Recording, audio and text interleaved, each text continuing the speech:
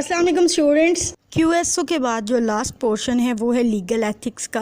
Question number 91 जो कि पूछा गया है रूल 155 में से, और इसकी स्टेटमेंट है controversies with clients concerning dash are to be avoided by the advocate so for as shall be compatible with his self respect and with his right to receive reasonable recompense for his services. Any law suits with clients should be restored to only to prevent justice, imposition और fraud. और इसके जो option है A compensation, B damages, C reward, D settlement. और इसका जो right answer है वो ए है कॉम्पनसेशन। क्वेश्चन नंबर 92 जो कि पूछा गया था रूल 174 में से, और इसकी स्टेटमेंट है an advocate should not accept dash as an advocate in any matter upon the merits of which he has previously acted in a judicial capacity. इस सवाल के ऑप्शन है A amenities, B benefits, C employment, D privileges. और इसका जो right answer है वो सी है एम्प्लॉयमेंट। क्वेश्चन नंबर 93 जो कि पूछा गया था रूल 145 में से, और इसकी स्टेटमेंट है an advocate dash acquire an interest adverse to a client in the property or interest involved in the case. और इसके जो ऑप्शन है ए शैल,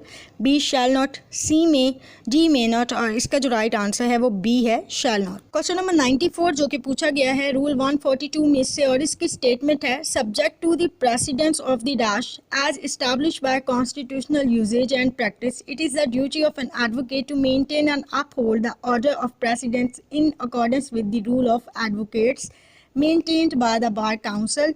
और इसके जो ऑप्शन है A advocate general and the Pakistan bar council, B attorney general and the advocate general, C attorney general and the Pakistan bar council, D vice chairman and the Pakistan bar council. और इसका जो राइट आंसर है वो B है। Question number 95 जो कि पूछा गया है रूल नंबर 139 में से, और इसकी स्टेटमेंट है a client's dash of additional advocate should not be regarded as evidence of want of confidence but the matter should be left to the determination of the client. An advocate should decline association as a colleague unless the dues of the advocate first retained are paid। और इसके जो option है A demands, B offer for help, C proffer of assistance, D suggestion. और इसका जो right answer है वो सी है।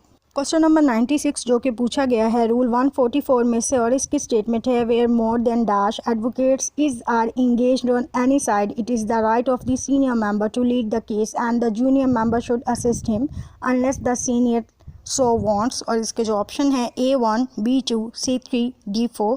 और इसका जो राइट आंसर है वो ए है 1।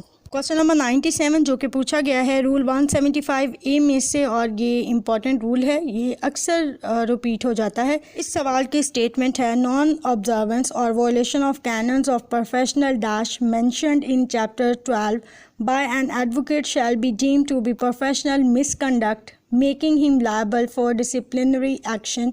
इसके जो ऑप्शन है A behaviour and conduct, B behaviour and etiquette, C conduct and etiquette, D etiquette and manner. और इस सवाल का राइट आंसर सी है conduct and etiquette. Question number 98 पूछा गया है रूल 160 में से, और इसकी स्टेटमेंट है an advocate shall not advise a person whose testimony could establish or tend to establish a dash fact to avoid service of process or conceal himself or otherwise to make his testimony unavailable. इस सवाल के option है A conclusive, B corroborative, C material, D relevant. और इसका जो right answer है वो सी है मटेरियल।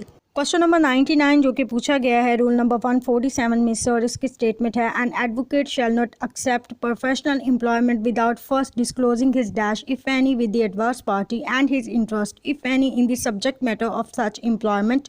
और इसके ऑप्शन है A association, B connection, C previous engagement, D relation. और इसका जो राइट आंसर है वो डी है relation. Question number 100 and last question जो कि पूछा गया है 167 रूल में से, और इसकी स्टेटमेंट है an advocate should in general refrain from volunteering his legal opinion or addressing any arguments in case in which such advocate is not engaged unless called upon to do so in the dash by a जज or judicial officer and so on. और इसके जो option है A civil court, B court of session, C criminal court, D open court. और इसका जो right answer है वो डी है ओपन कोर्ट। इसी के साथ ही हमारा लॉ गेट का जो कंप्लीट पेपर है विद आंसर्स कंप्लीट होता है, और आपने इसको बहुत ध्यान से करना है क्योंकि ये जो पेपर है इसी के पैटर्न पे नेक्स्ट जो लॉ गेट टेस्ट है वो आएगा।